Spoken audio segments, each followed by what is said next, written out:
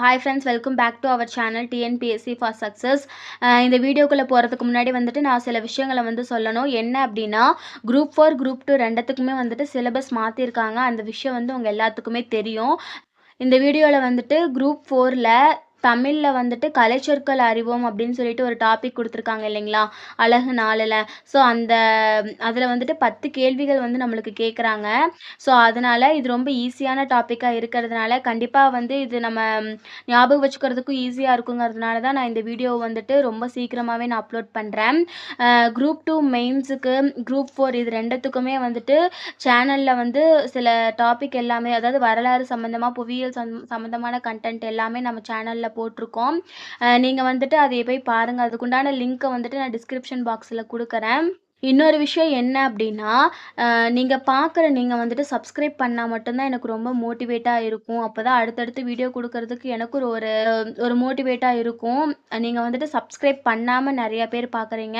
So மறக்காமல் subscribe பண்ணிவிட்டு பாருங்கள் ஃப்ரெண்ட்ஸ். உங்களுடைய ஃப்ரெண்ட்ஸ் அண்ட் ஃபேமிலிக்கும் நம்மளுடைய சேனலை வந்துட்டு ஷேர் பண்ணுங்கள். வாங்க ஃப்ரெண்ட்ஸ், இப்போ நம்ம வந்து இந்த வீடியோக்குள்ளே போகலாம். இதில் வந்துட்டு யூனிட் 4, அதாவது டிஎன்பிஎஸ்சி குரூப் 4ல் சரிங்களா.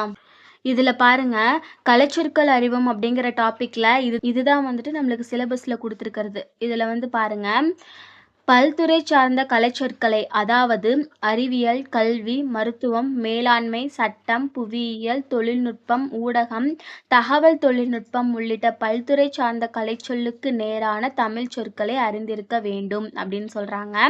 உதாரணம்னு கொடுத்து சிலபஸ்லேயே கொடுத்துருக்காங்க பாருங்கள். சர்ச் என்ஜின் அப்படின்னா தேடுபொறி, வலசை மைக்ரேஷன், ஒவ்வாமை அலர்ஜி, மரபணு ஜீன், கடல் மைல் நாட்டிக்கல் மைல், இது எல்லாமே வந்துட்டு நம்மளுக்கு சிலபஸ்லேயே கொடுத்துருக்காங்க. கொடுத்துட்டு உதாரணம், இதுதான் வந்துட்டு எக்ஸாம்பிள் அப்படின்னு சொல்லியுமே அவங்க கொடுத்துட்டாங்க சரிங்களா. ஸோ இப்போ நம்ம இதில் என்ன பார்க்கணுன்னா, இந்த கலைச்சொற்களில் அறிவியல், கல்வி, மருத்துவம், மேலாண்மை, சட்டம், புவியியல், தொழில்நுட்பம், ஊடகம், தகவல் தொழில்நுட்பம், ஸோ இதில் இருந்து ஆங்கில வார்த்தைக்கு நேரான தமிழ் வார்த்தைகளை, அதாவது கலைச்சொல்லுக்கு நேரான தமிழ் சொற்களை வந்து நம்ம வந்து தெரிஞ்சுக்கணும் சரிங்களா. ஸோ வாங்க நான் எப்படின்னு சொல்கிறேன். ஃபஸ்ட்டு பாருங்கள், நோய் அப்படின்னா டிசீஸ், மூலிகை அப்படின்னா ஹெர்ப்ஸ், இது எல்லாமே வந்து நம்மளுக்கு ஆல்ரெடி தெரியும். இருந்தாலுமே வந்துட்டு ஒரு தடவை வந்து தெரிஞ்சுக்கலாம் அப்படிங்கிறதுக்காக தான் நான் கொடுத்துருக்கேன். சிறுதானியங்கள் அப்படின்னா மில்லட்ஸ், பட்டய கணக்கர் அப்படின்னா ஆடிட்டர். ஸோ நம்ம ஆடிட்டர்னு சொல்லி நம்ம இங்கிலீஷில் சொல்லுவோம் இல்லையா, அதுக்கு வந்துட்டு தமிழில் வந்து பட்டய கணக்கர் அப்படின்றாங்க. அடுத்தது வந்துட்டு பக்க விளைவு, பக்க விளைவு அப்படின்னா சைடு எஃபெக்ட். அடுத்தது நுண்ணுயிர் முறி, ஆன்டிபயோட்டிக், ஆன்டிபயோட்டிக் அப்படிங்கிறதுக்கு உண்டான கலைச்சொல், அதாவது கலைச்சொலுக்கு உண்டான தமிழ்ச்சொல் வந்து என்னென்னா நுண்ணுயிர் முறி அப்படின்றாங்க. மரபணு அப்படிங்கிறது வந்துட்டு ஜீன். ஒவ்வாமை அப்படின்னா அலர்ஜி. அடுத்தது பாருங்க, ஒளிப்படி இயந்திரம், ஃபோட்டோ காப்பியர் அப்படிங்கிறதுக்கு வந்துட்டு ஒளிப்படி இயந்திரம் அப்படிங்கிறாங்க. தொலைநகல் இயந்திரம், அதுக்கு வந்துட்டு ஃபேக்ஸ் அப்படிங்கிறதுக்கு தொலைநகல் இயந்திரம் அப்படிங்கிறாங்க. அடுத்தது பாருங்கள், தானியங்கி பண இயந்திரம், நம்ம ஏடிஎம்னு சொல்கிறோம்ல, ஆட்டோமேட்டட் டெல்லர் மெஷின். இந்த ஏடிஎம் அப்படிங்கிறதுக்கு உண்டான தமிழ் வார்த்தை வந்து என்ன அப்படின்னா தானியங்கி பண இயந்திரம் அப்படின்னு சொல்கிறாங்க சரிங்களா. அட்டை தேய்ப்பி இயந்திரம், ஸ்வைப்பிங் மிஷினுக்கு வந்துட்டு தமிழாக்கம் வந்து அட்டை தேய்ப்பி இயந்திரம் அப்படின்னு சொல்கிறாங்க.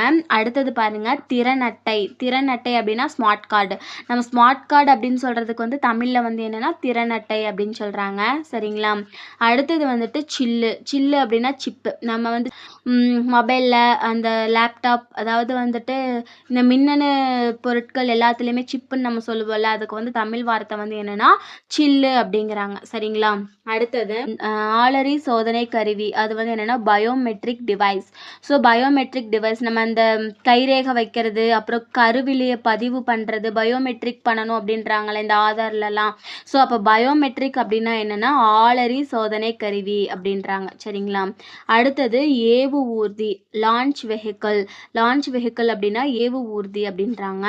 அடுத்தது ஏவுகணைனா மிசைல், இது நம்ம எல்லாத்துக்குமே தெரியும், ஏவுகணைனா மிசைல். கடல் மைல் அப்படின்னா நாட்டிக்கல் மைல் சரிங்களா. அடுத்தது பாருங்க, காணொளி கூட்டம். காணொளி கூட்டம் அப்படின்னா video conference. So video conference அப்படின்னு சொல்கிறது வந்து என்னென்னா காணொளி கூட்டம் அப்படிங்கிறாங்க. அடுத்தது பாருங்க, பதிவிறக்கம். பதிவிறக்கம் அப்படின்னா டவுன்லோட். நம்ம டவுன்லோட் பண்ணுறோம் அப்படின்லாம் சொல்கிறோம் இல்லையா? ஸோ டவுன்லோட் அப்படிங்கிறதுக்கு உண்டான சொல்லுக்கு நேரான தமிழ் சொல் வந்து என்னென்னா பதிவிறக்கம் அப்படின்றது. சரிங்களா? அடுத்தது பாருங்க, பயணியர் பெயர் பதிவு. Passenger name record. அதாவது பிஎன்ஆர்னு சொல்லுவோம்ல, அது வந்து என்னென்னா பயணியர் பெயர் பதிவு அப்படின்னு சொல்கிறாங்க. புரிஞ்சுதுங்களா ஃப்ரெண்ட்ஸ் இது வரைக்கும்?